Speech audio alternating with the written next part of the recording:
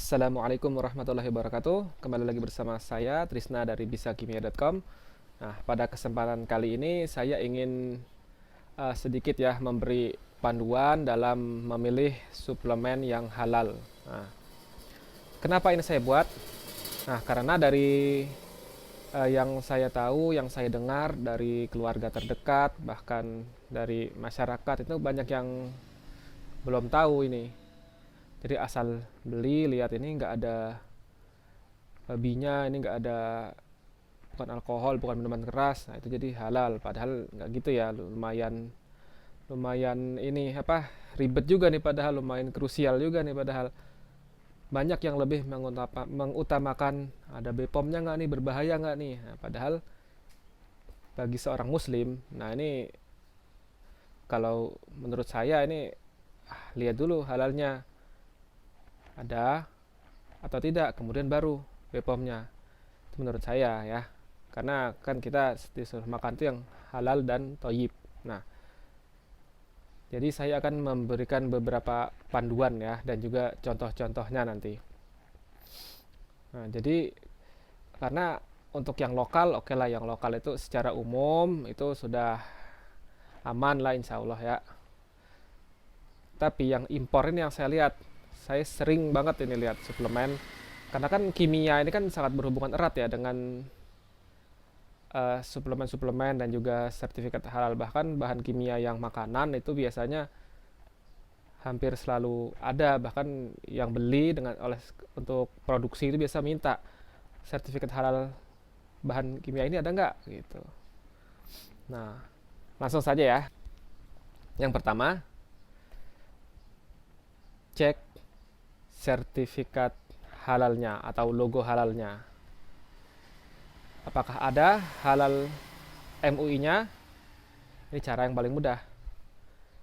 Ini untuk yang produk vitamin, suplemen, atau baik yang berupa kapsul, soft gel, kaplet, tablet, ataupun serbuk ya.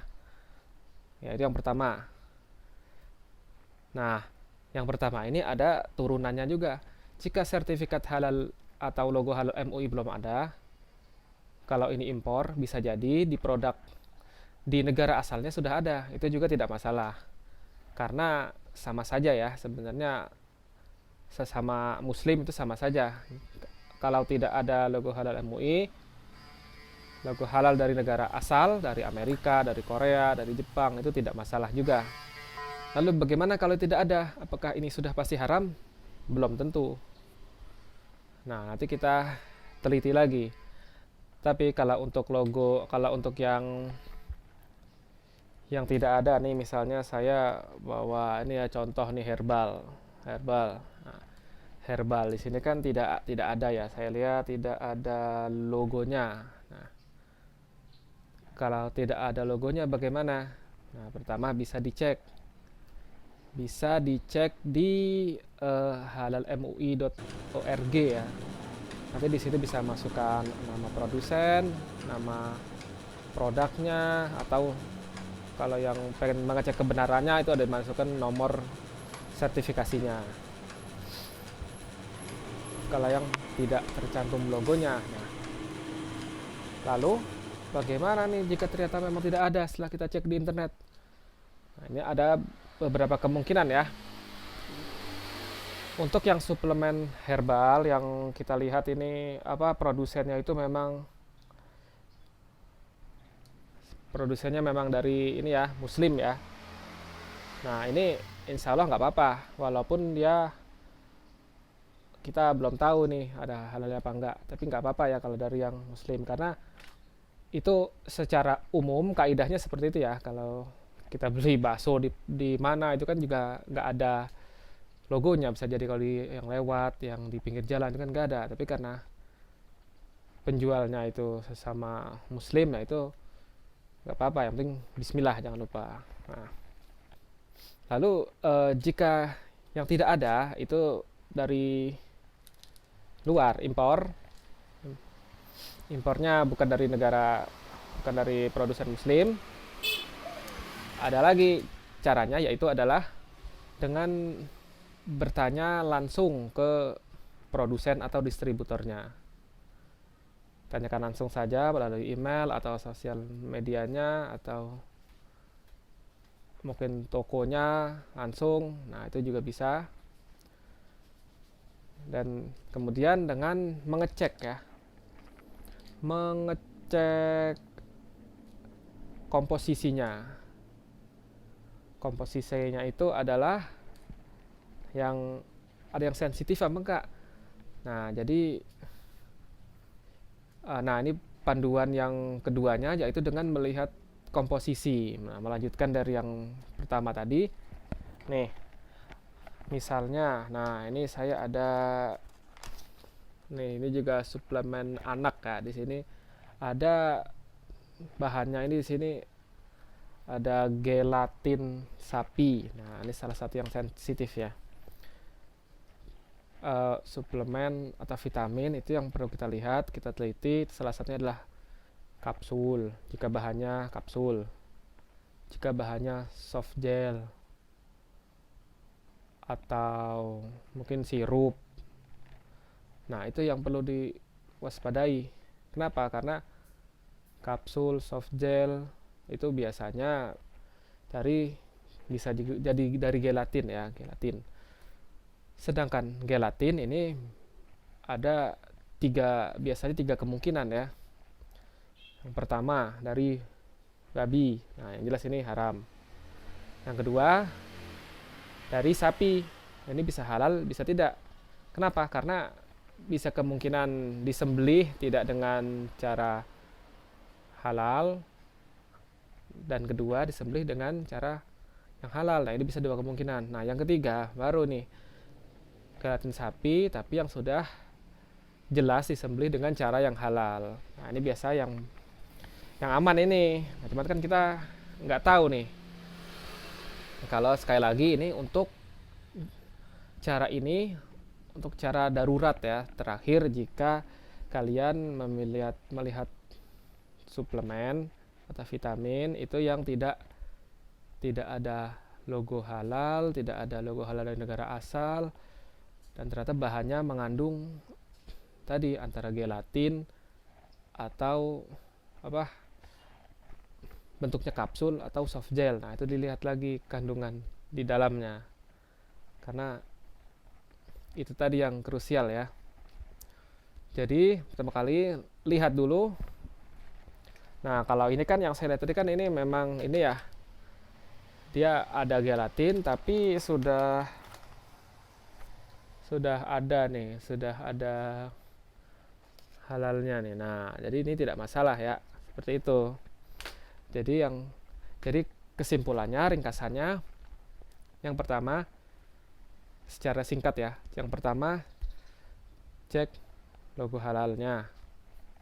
Jika tidak ada, cari di cek halal mui.org, dicari sendiri. Jika tidak ada juga, tanya langsung ke distributornya, tokonya, atau produsennya, atau searching juga di Google. Biasa sudah ada forum-forum yang membahas itu, produk ini apakah sudah halal atau belum.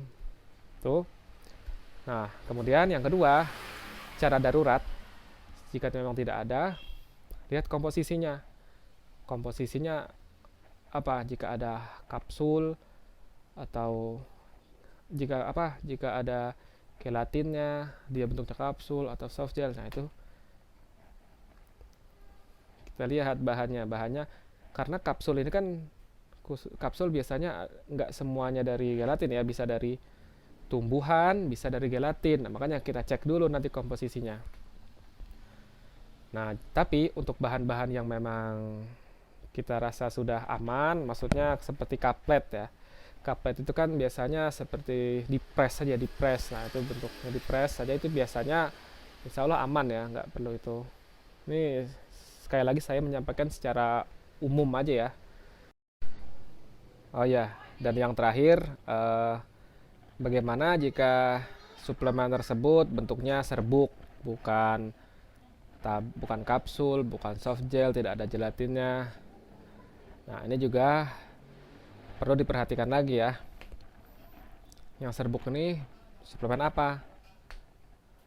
Bahannya apa? Tetap dilihat bahan-bahannya, karena salah satu suplemen serbuk yang ternyata mengandung yang, jadi kita lihat dulu nih bahan ini nih biasanya dibuat dari apa gitu. Kalau kita tahu memang bahan ini biasa dibuat dari bahan-bahan yang aman, yang halal maksudnya, nah itu tidak masalah. Tapi jika ternyata biasanya bahan ini nih dibuatnya mengandung babi gitu, nah itu berarti perlu kita kembali ke langkah nomor satu lagi yang tadi, cek halal sertifikatnya, sertifikasi halalnya. Misalnya itu whey ya. Nah, whey ini kan ada terkadang di beberapa produksinya yang ada yang menggunakan bersinggungan dengan babi ya, misalnya apa? Seperti Rennet. Nah, itu whey menggunakan saat proses produksinya menggunakan zat yang dari babi. Nah, itu ada juga. Oleh karena itu yang kita pernah jual dulu whey Glanbia itu sudah ada sertifikasi halalnya, jadi insya Allah aman. Nah kemudian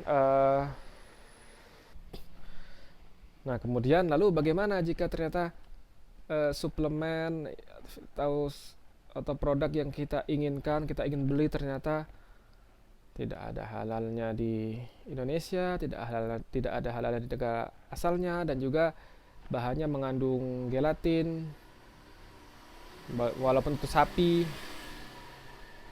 kita tidak tahu itu apa. Saran saya tinggalkan, kemudian cari produk serupa yang sudah memiliki sertifikasi yang aman ya. Nah, jadi jangan khawatir produk kalian tidak ada, yang kalian cari tidak ada, karena banyak alternatifnya. Nah, demikianlah penjelasan panduan singkat dari saya. Kurang lebihnya mohon maaf ya. Silahkan isi kolom komentar jika masih ada yang kurang jelas. Terima kasih telah menonton. Semoga bermanfaat. Wassalamualaikum warahmatullahi wabarakatuh.